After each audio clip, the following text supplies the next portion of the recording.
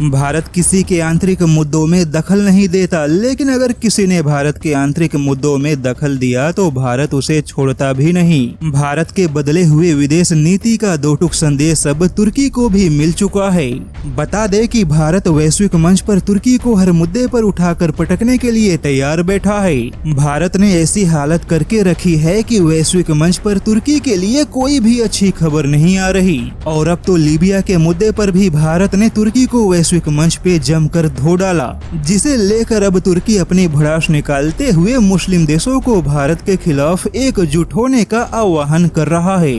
जैसा कि पिछले दिनों यूनाइटेड नेशन में भारत लीबिया की आवाज बनकर खड़ा हुआ। भारत ने लीबिया के संप्रभुता, एकता और अखंडता के सम्मान को लेकर तुर्की को चेतावनी भी दे दी। यूनाइटेड नेशन में भारत ने कहा कि किसी भी हाल में लीबिया के संप्रभुता की रक्षा होनी चाहिए। जैसा कि मामला कुछ ऐसा है कि लीबिया में तुर्की हथियारबंद विद्रोहियों के समर्थन में खड़ा है, और विद्रोहियों को समर्थन देकर तुर्की लीबिया में अपनी कठपुतली वाली सरकार को बैठाना चाहता है।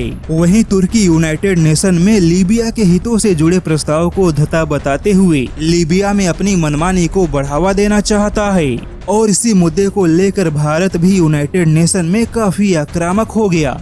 और जैसा कि यह मुद्दा तुर्की से जुड़ा है, तो भारत किसी भी हाल में तुर्की को सबक सिखाने का मौका भला कैसे छोड़ता। तुर्की का कहना है कि भारत वैश्विक मंच पर तुर्की को उपद्रवी बताना चाहता है।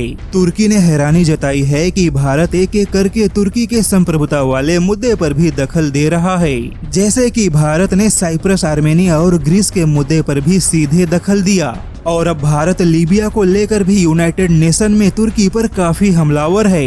ऐसे में तुर्की को यह डर है कि अगर भारत वैश्विक मंच पर तुर्की को ऐसे ही घेरता रहा तो तुर्की को काफी नुकसान होगा, और वैश्विक संस्थानों से सहायता पाना भी तुर्की के लिए काफी मुश्किल हो सकता है, क्योंकि भारत अपने इसी कूटनीति के दम पर पाकिस्तान को वैश्विक मंचों से पहले ही अलग थलग कर चुका है। और अब भारत तुर्की को भी वैश्विक मंच पर भीगी बिल्ली बनाकर छोड़ना चाहता है।